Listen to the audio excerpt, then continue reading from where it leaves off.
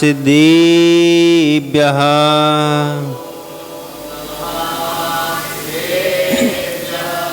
ॐ नमः सिद्धेभ्यः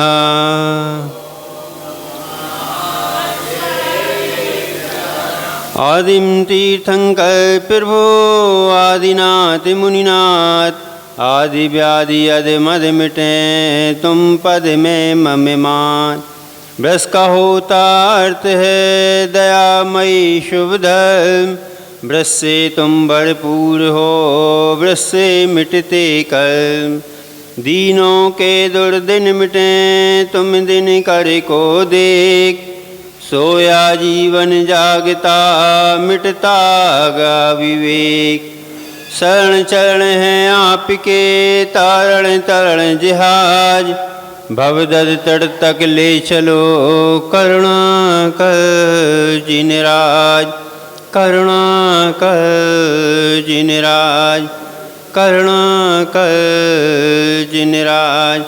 प्रथम तीर्थंकर आदिनाथ भगवान की वर्तमान शासन आय वर्धमान स्वामी महाराज की मूल नायक पाटना स्वामी भगवान की परदाय गुरु आचार्य भगवान विमल सागर जी महाराज की गुरु मम दीक्षा प्रदाता चढ़िया श्रमणी आचार्य भगवान विशुद्ध सागर जी महाराज की ढाई दीप में विराजमान 3 कमल करोड़ मुनि भगवंतों की निब्बा सागर जी महाराज की मुनि संघ की।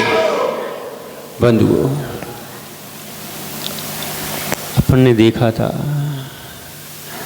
समाधि के लिए किसी वस्तु की आवश्यकता नहीं है, किसी भीड़ की आवश्यकता नहीं है, किसी विधान आदि की आवश्यकता नहीं है। समाधि के लिए मात्र एकाग्रचित होने की आवश्यकता है, स्वयं में स्थित होने की आवश्यकता है, स्वयं में लीन होने की आवश्यकता है। अगर बाह्य आडंबरों को छोड़ देंगे तब जा कर के इस भवकूप से बच जाएंगे। अभी अपन ने ऐसा देखा था। अब आगे और क्या कहते हैं आचार्य भगवान अमित गति स्वामी जी कह रहे हैं, आत्मा नाम आत्मानव्यलोकन मानस त्वं दर्शन ज्ञान मयो विशुद्धा एकाग्र चित्तः खलु यत्र तत्र स्थितोपि साधुर्लब्धे समाधिम। कह रहे हैं आत्मा को आत्मा में समीचीन रूप से अवलोकन कर, तू स्वयं उस ओर देख, तब जाकर के तू ज्ञाता दृष्टा है, तू दर्शनमय है, तू प्रज्ञामय है और तू संसार के सभी अशुद्ध पदार्थों से परे आने शुचि है। हे आत्मन, तू पर पदार्थों में लिपटा हुआ है, पर की ओर निहार रहा है। जब तक तू पर की ओर निहारता है तब तक तू अशुद्ध है, वहाँ की तू शुद्ध है। तुझ में सिद्धत्व बनने की क्षमता है, तू सिद्धत्व बन सकता है, लेकिन तू बने इस कारण से नहीं रहा, तू पर में उलझा हुआ है, पर की राग निहार रहा है, पर को अपना समझ बैठा है और पर में जब तक तू लिप्त है तब तक तू समाधि सामायिक नहीं कर सकता। जब तू स्वयं को ओर निहारने लगेगा, जब तू स्वयं की ओर बैठ जाएगा, जब तू स्वयं में ही लवलीन हो जाएगा, तब जा कर के तू शुद्ध आत्मा बन पाएगा। मात्र कोड़ी चर्चा से, आत्मा की कोड़ी चर्चा से कभी तू शुद्ध आत्मा बनने वाला नहीं है। तुझ में अपार शक्ति है, लेकिन उस शक्ति को छुपा कर बैठे हैं। कैसे? एक बार और उसका उदाहरण आया था दूसरी जगह पे, लेकिन यहाँ पर भी कह दिया था, आ गया वही उदाहरण कि तू शक्ति को अपनी को छुपा कर बैठा है, हीन मान कर बैठा है। किस प्रकार? जिस प्रकार की वह हिरण की शक्ति चाल कितनी है। हिरण की चाल 90 किलोमीटर प्रति रफ्तार की चाल है और सिंह की चाल 56 यानी 56 किलोमीटर की रफ्तार है, लेकिन वह फिर भी शिकार हो जाता है किसका? शेर के हाथों में। क्यों? क्योंकि वह अपनी शक्ति को भूल जाता है और शक्ति को भूल करके वह अपने को मानने लगता है मैं तो फंस गया, मैं तो फंस गया, अब मेरे ऊपर आक्रमण करने वाला है, आक्रमण करने वाला है सिंह। और ये हुआ। इस प्रकार से जब वह भयभीत हो जाता है तो वह अपनी शक्ति को खो देता है और होता वही है। ऐसे ही हमारे साथ भी यही होता है। यह आत्मा शक्तिशाली पुंज है, लेकिन कर्म रूपी, मोह रूपी, कसाय रूपी, क्रोध रूपी, मान रूपी सिंहों से हम ग्रसित बैठे हुए हैं और इस ग्रस्तता के कारण ही हम इस संसार परिचक्र में पड़े रहते हैं। जब तक हम इस संसार चक्र के परिभ्रमण में पड़े रहेंगे, मोह के चक्कर में फंसे रहेंगे, क्रोध के चक्कर में फंसे रहेंगे, मान में फंसे रहेंगे, तब तक हमें सब शुद्ध समाधि प्राप्त होने वाली नहीं है। 3 काल में संभव भी नहीं है। हम मान्यताएं विपरीत कर बैठते हैं। हम मान्यताओं को बिल्कुल उल्टा बिठाल करके बैठ लेते हैं कि हमारे साथ ऐसा हो रहा है, इसलिए हम भगवान को पूजते नहीं हैं। भगवान कुछ देने वाले नहीं हैं, भगवान कुछ लेने वाले नहीं हैं। भगवान तो मात्र ज्ञाता दृष्टा, वह तो मात्र बैठे हुए हैं, स्वयं की ओर निहार रहे हैं। उनके अंदर तो मात्र 3 लोक का दर्पण की भांति झलक रहा है। ऐसे ही हमने अपने कर्तव्य में कर्ता बुद्धि बना करके बैठी है। मैं ऐसा कर लूँगा, मेरे द्वारा किया हुआ कार्य ही उच्च होगा और मेरे ना करने से उसका काम चलने वाला नहीं है। ऐसे ही कर्ता बुद्धि हमने भगवान की ओर मान करके बैठी है कि भगवान हमारे लिए ऐसा करते हैं। भगवान अगर करते होते तो वह एक के प्रति द्वेष और एक के प्रति राग क्यों करते? वह न किसी के लेने में रहते हैं, न वह किसी के देने में रहते हैं। यह कर्ता बुद्धि तो सांवला जी स्वयं की बैठी है कि हम उसमें राग लगा कर बैठे हैं। यहाँ तक कि राग बैठ जाता है।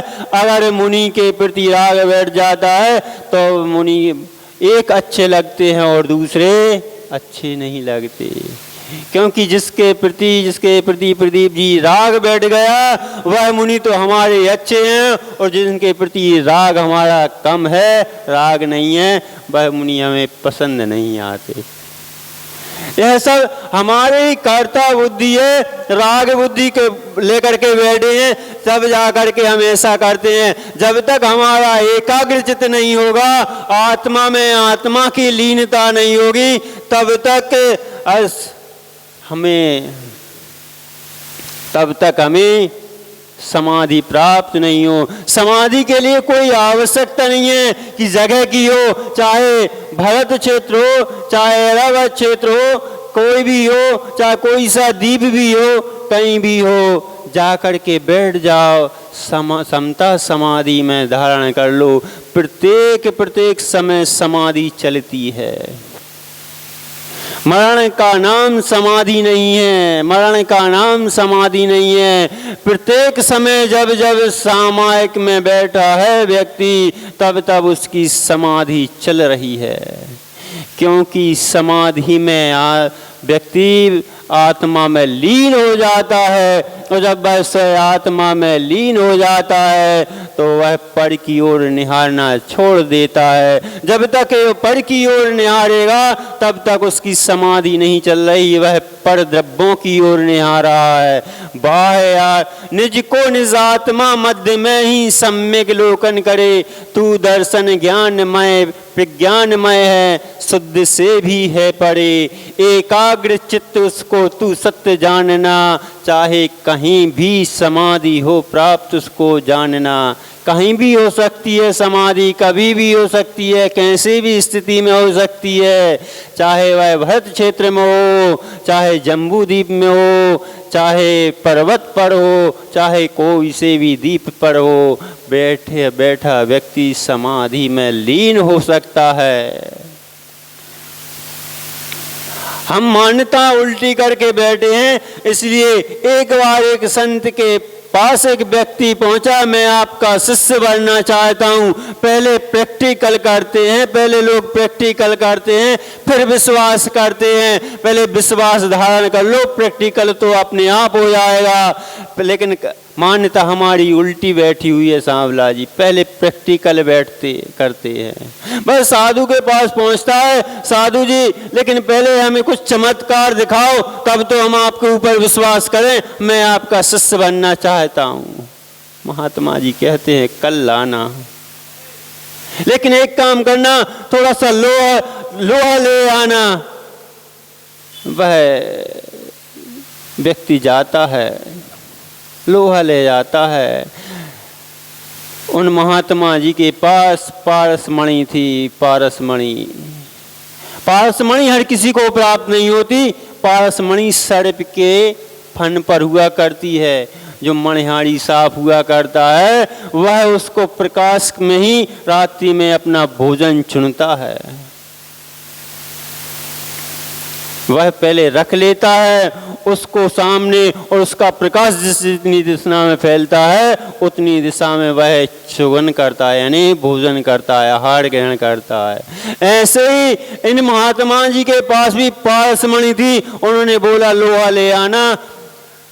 कल सुबह होते ही वह पहुंच गए। पहुंचते ही पारसमणि को निकाला और उन्होंने चमत्कार बता दिया। मैंने उस लोहे पे फेर दिया, लोहा स्वर्ण बन गया। वह शिष्य उनका दास हो गया। लेकिन बस अब क्या था, शिष्य को लोभ आ गया। शिष्य ने सोचा चलो अब भक्त बन ही जाते हैं, गुरुजी चमत्कारी हैं। उन्होंने शिष्यता ग्रहण कर ली। वह खूब गुरुजी की सेवा करते और सेवा करते करते रहते थे। ऐसे ही बहुत समय हो गया। रहते रहते एक दिन गुरुजी को कुछ काम से बाहर जाना था। वह बोले मैं जा रहा हूँ, 2 दिन बाद आऊँगा, थोड़े से तुम ध्यान रखना। वह अपने चले जाते हैं। वह शिष्य अपने दोस्तों को बुला लेती हैं और बुला लेता है और कहता है एक काम करना, तुम जितना लोहा रखा है वह लेके आ जाना, मैं तुम्हारे लिए बहुत उपयोगी सामग्री बता दूंगा। वह पुराना लोहा लेकर के चला जाते हैं अपने दोस्त, और कहते वह जाते पहुंचते ही वह बोलता है एक काम करो, तुम आंख बंद करके बैठो, मैं स्वर्ण बना देता हूँ। वह आंख बंद करके बैठ जाते हैं और यहाँ पर शिष्य लोहे पर पारस फेरता है। पारस पत्थर फेरते कुछ नहीं होता सांवला जी। एक बार फेरता है, 2 बार फेरता है, 3 बार चलाता है, हाथ चलाता है। वह सोचता है अरे गुरुजी ने मेरे साथ धोखा कर दिया। वह दोस्त देखते हैं, आँख खोलते, क्या हुआ दोस्त? बोले कुछ नहीं। बोले तुम झूठे हो। वह चल देते हैं। अब शिष्य क्रोधित हो जाता है, झल्लाता हुआ कहता है गुरुजी जैसे ही आते हैं, गुरुजी आपने मेरे साथ धोखा किया, विश्वासघात किया है, ये आप झूठे हैं और यह आपका पत्थर भी झूठा है, इससे लोहा तो बना नहीं। गुरुजी ने देखा, बोले ना मैं झूठा हूँ ना यह पत्थर झूठा है, ना मैं झूठा हूँ ना पत्थर झूठा है। फिर बोले कौन झूठा है? बोले अभी बताता हूँ। बोले इस लोहे को पहले अच्छी तरह जंग लगी हुई है, उसको छुटा लो, जब पानी में ये जंग छुटा लो उसके बाद आना, उसके बाद मैं बना दूंगा। मैं छुटाता है और छुटाते ही जिस जंग के छूटते ही वह पारस मणि को फेर देता है, पारस पत्थर को फेर देता है उसके ऊपर, वह तुरंत स्वर्ण बन जाती है। वह गुरुजी कहते हैं इस पत्थर पर तो जंग लगी हुई थी इसलिए स्वर्ण नहीं बना। ऐसे ही हमारे आत्मा पर मिथ्यात्व के जंग लगा हुआ है, राग का जंग लगा हुआ है, दोष का जंग लगा हुआ है, क्रोध का जंग लगाया हुआ है। और आत्मा में जब तक मान माया लोभ क्रोध का जंग लगा हुआ है तब तक हम पारस बनने वाले नहीं है, स्वर्ण बनने वाले नहीं है। हमारी समाधि नहीं हो सकती, समता धारण नहीं कर सकते, सामायिक नहीं कर सकते। देखने में हम सामायिक करते हैं, ऊपर बैठे हुए हम लग रहे हैं सामायिक कर रहे हैं, लेकिन अंदर प्रक्रिया चल रही है क्रोध की, अंदर प्रक्रिया चल रही है मान की, अंदर प्रक्रिया चल रही है लोभ की। जब तक सांवला जी प्रदीप जी जब तक हमारे अंदर यह प्रक्रियाएं चलती रहेंगी तब तक हम समाधि सामायिक नहीं कर सकते। पहले हमें जंग को छुड़ाना होगा, जंग से दूर हटना होगा। जब तक हमारे अंदर यह जंग बैठी हुई है तब तक हम समता समाधि सामायिक में लीन नहीं हो सकते, प्रविष्ट नहीं हो सकते। जब हम प्रविष्ट अगर इसमें होना चाहे, यहाँ पर भी कहा है वही कहा, तू दर्शनमय है, तू प्रज्ञामय है, तू शुद्ध है, तू शुद्ध आत्मा बनने वाला है, लेकिन बन क्यों नहीं रहा? क्योंकि हमारे अंदर जो जंग बैठी हुई है उस जंग को हम छुटाने का प्रयास नहीं कर रहे।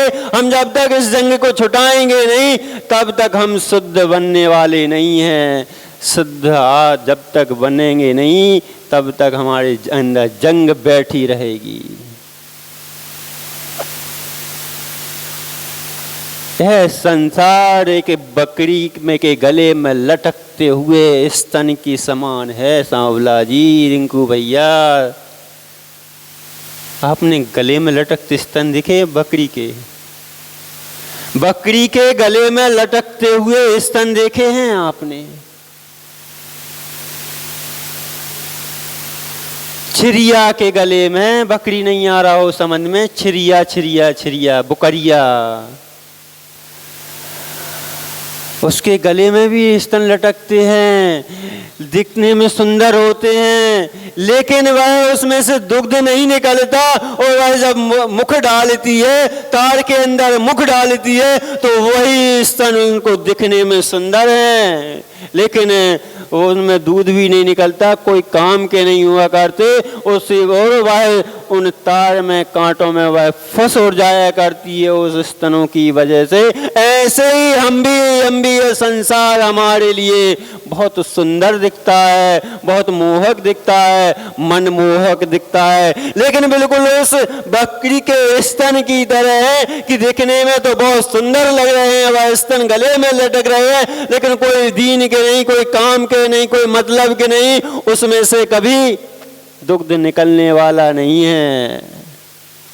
बकरी के गले में लटकते हुए स्तन उसके मुख को अंदर डालने से निकालने में बाधा पहुंचाते हैं। ऐसे ही संसार के जो भोग हैं वह भी बिल्कुल बकरी के गले में लटकते हुए तुल्य स्तन की तरह हैं। वही भी जंग का काम करते हैं, वही भी जंग का ही काम करते हैं। जिस प्रकार जंग लोहे को स्वर्णमय नहीं होने देती, ऐसे ही जैसे बकरी के गले में लटकते हुए स्तन तार में फंसा लेते हैं, ऐसे ही संसार की भोग वस्तुओं में हम फंसे रहते हैं और अपने को कहते हैं क्या, मैं भगवान आत्मा बन नहीं पा रहा हूं। अरे भगवान आत्मा स्वयं तुम अपने कर्मों से नहीं बन पा रहे हो।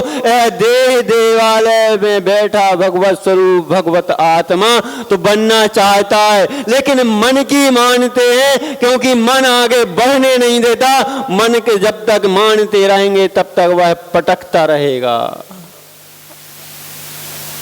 अगर मन के नहीं मानेंगे, मन इसलिए मनाता है क्योंकि प्रत्येक चीज अपना अस्तित्व जमाना चाहती है। मेरा अस्तित्व जम जाए, मेरा अस्तित्व जम जाए। अगर मेरा अस्तित्व नहीं जमेगा, इसका अस्तित्व जम जाएगा तो वह मेरे को पटक देगी, गिरा देगी और यह ऊपर उठ जाएगा। ऐसे ही आत्मा पर मन में बैठे हजार सपने, किसके? भोगों के, आकांक्षाओं के। तब तक इन भोग आकांक्षाओं के हजार सपने बैठे हैं, तब तक इस संसार गर्त से हम पार होने वाले नहीं है। यहाँ पर भी यही कह रहे हैं कि जब तक एकाग्र जिसका चित्त है, जब तक एकाग्र जिसका चित्त नहीं होगा, तब तक आत्मा में लीनता प्राप्त नहीं होगी। जब आत्मा में लीनता प्राप्त नहीं होगी तो फिर सामायिक होने वाली नहीं है। समता में रखना होगा, समता धारण करना होगी, क्रोध से दूर होना होगा, मान से दूर होना होगा, मायाचारी से दूर होना होगा, लोभ से दूर होना होगा। जब जब हम इन सब चीज़ों से दूर होंगे, जब जब हम इन चीज़ों से दूर हो पाएंगे और अपने मन को एकाग्रचित होकर के अपने में निज में लीन होंगे, तब जाकर के हमारी सामायिक होगी।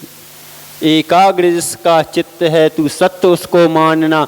चाहे कहीं भी हो समाधि प्राप्त, उसको जानना। समाधि कहीं भी प्राप्त हो सकती है, कोई क्षेत्र की आवश्यकता नहीं है, कोई स्थान की आवश्यकता नहीं है। बस तेरी आत्मा जब स्वयं में लीन हो जाए, आत्मा की ओर निहारने लग जाए, जब मात्र कहने से आत्मा नहीं निहारती कि वो आत्मा है, कितनी सुंदर आत्मा है, सफ़ेद आत्मा है। यह सफ़ेद आत्मा कभी दिखती नहीं है, न आत्मा सफ़ेद दिखी आज तक, न काली दिखी है। यह तो स्वयं अनुभव करने की चीज़ हुआ करती है। जब स्वयं में स्वयं आत्मा के दर्शन होने लग जाएं, जब स्वयं में स्वयं आत्मा की ओर निहारने लग जाएं, तब जा कर के समता और सामायिक होगी और समाधि होगी। जब स्वतक पर द्रव्यों में, बाह्य में अटका रहेगा प्राणी, तब तक समता सामायिक समाधि